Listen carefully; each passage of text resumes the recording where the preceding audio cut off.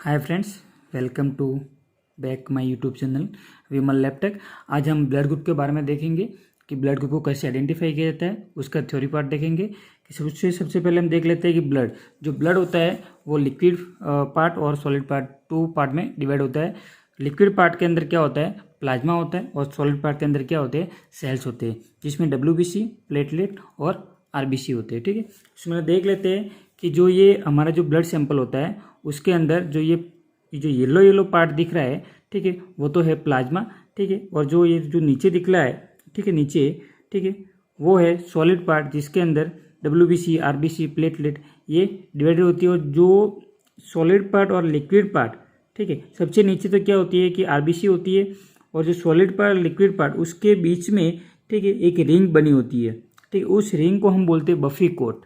क्या बोलते हैं? Buffy coat. उसके अंदर WBC और प्लेटलेट होते हैं। ठीक है, उसके आगे देख लेते हैं कि जो प्लाज्मा के अंदर क्या होता है, एंटीबॉडी प्रेजेंट होती है, और जो सेल्स की सरफेस है RBC के सरफेस पर, उस पर होती है एंटीजन प्रेजेंट होता है उसके सरफेस पे। ठीक है, एंटीबॉडी है तो वो एंटीबॉडी है, ठीक है, दो एंटीबॉडी प्रेजेंट रहेगी प्लाज्मा में। जो ये A और B से इंडिकेट करेंगे, स्मॉल a और स्मॉल b से इंडिकेट करेंगे, और जो एंटीजन है उसको कैपिटल A और कैपिटल B से इंडिकेट करेंगे। इन दोनों की एंटीजन एंटीबॉडी रिएक्शन के द्वारा ही हम ब्लड ग्रुप का आइडेंटिफिकेशन करेंगे। ठीक है, जो ये RBC की सरफेस होती है, उस सरफेस के ऊपर क्या होता है, एंटीजन प्रेजेंट होता है। ठीक है, उसके बाद में जो ब्लड ग्रुप को आइडेंटिफाई किया गया, ठीक है, वो दो सिस्टम में किया गया, जिसमें एक का नाम था ABO सिस्टम और दूसरे का नाम था RS सिस्टम। ठीक है, एक का नाम था ABO सिस्टम और दूसरे का नाम था RS सिस्टम। हम ABO के अंदर देखते हैं कि ब्लड ग्रुप कौन सा है, ठीक है, और RS सिस्टम के अंदर देखते हैं कि ब्लड ग्रुप नेगेटिव है या पॉजिटिव है। उसके बारे में देखेंगे।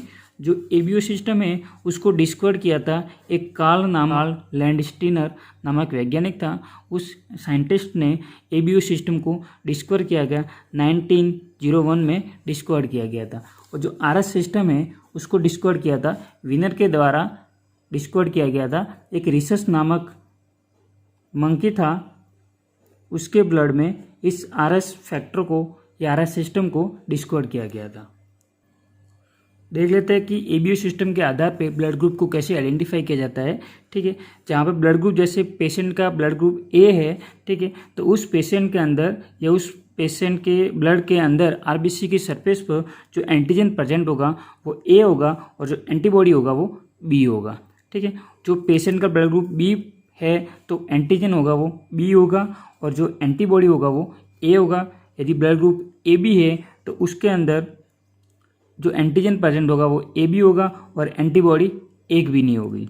उसके बाद में जो O ब्लड ग्रुप होगा उसके अंदर जो एंटीजन होगी वो एक भी एंटीजन नहीं होगा प्रेजेंट। जो एंटीबॉडी होगी वो A और B दोनों एंटीबॉडी प्रेजेंट होगी। ठीक है, इसी के आधार पे ब्लड ग्रुप का डिटरमिनेशन किया जाता है कि ब्लड ग्रुप कौन सा है। उसके आगे हम देख लेते हैं कि RS सिस्टम देख लेते हैं। ठीक है, कि विनर नामक जो साइंटिस्ट थे उन्होंने एक रिसर्च नामक बंदर था, उसमें RS फैक्टर को खोजा गया। यदि किसी पेशेंट के अंदर RS फैक्टर प्रेजेंट होता है तो उस पेशेंट का जो ब्लड ग्रुप होता है वो RH पॉजिटिव होता है, और यदि पेशेंट के ब्लड के अंदर RS फैक्टर एब्सेंट होता है तो उस पेशेंट का जो ब्लड ग्रुप होता है वो नेगेटिव होता है या RS फैक्टर नेगेटिव होता है।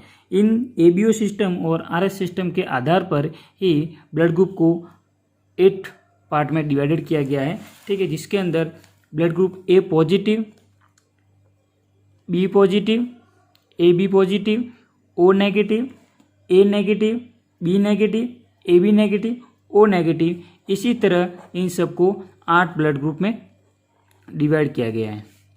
किसके आधार पे? ABO सिस्टम के आधार पे और RS सिस्टम के आधार पर। Thank you friends, thank you so much.